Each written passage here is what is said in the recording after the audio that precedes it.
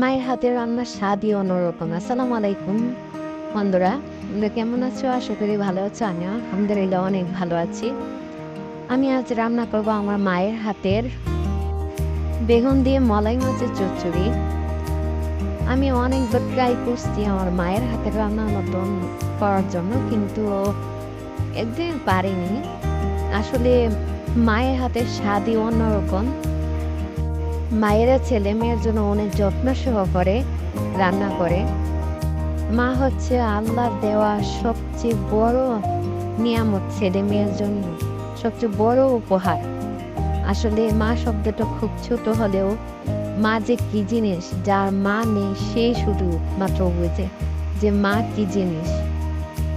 আসলে আমি এই রান্নাটা অনেক পছন্দ করি। আমি আমার মার কাছে যখন যাই তখন আমার মা এটা রান্না করে আমাকে খাওয়ায়, আমার কাছে খুবই ভালো লাগে।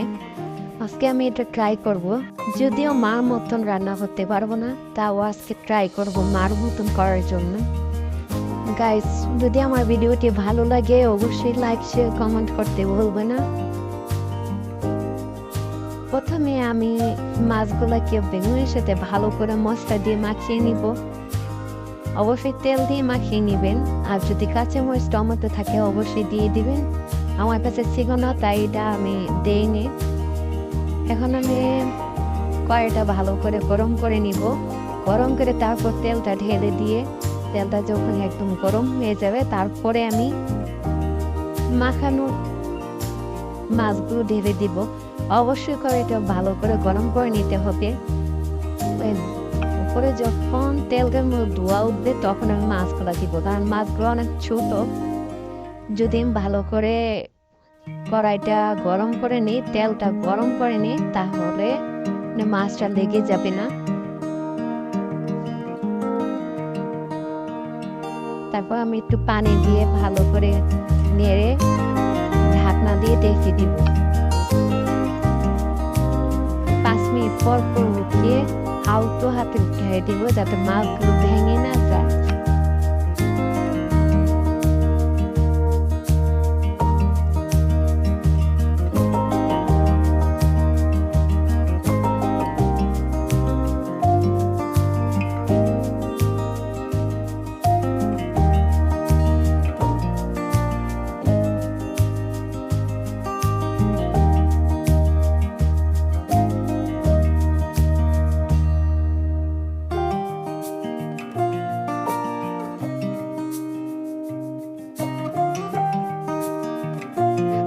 পাঁচ মিনিট পর পর আমি এভাবে উঠিয়ে নেড়ে দিব 2 থেকে 3 বার, এর বেশি না। যখন উপরে তেলটা বেশি উঠবে তারপরে বুঝে নিব যে মাছটা হয়ে গেছে। তেলটা যখন ছেড়ে উপরে উঠে যাবে তখন আমি এটা উঠিয়ে নিব।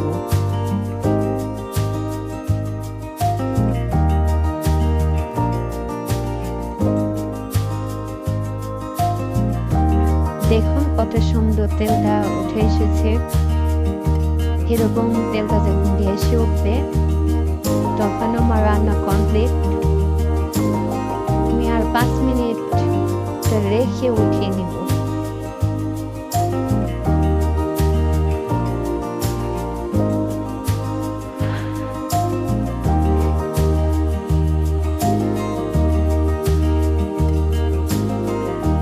ভিডিওটি যদি ভালো লাগে বন্ধুরা অবশ্যই লাইক শেয়ার কমেন্ট করতে ভুলবে না।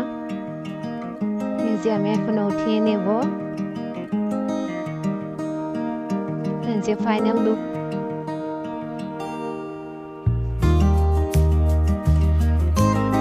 আজকে এই পর্যন্তই। আসসালামু আলাইকুম।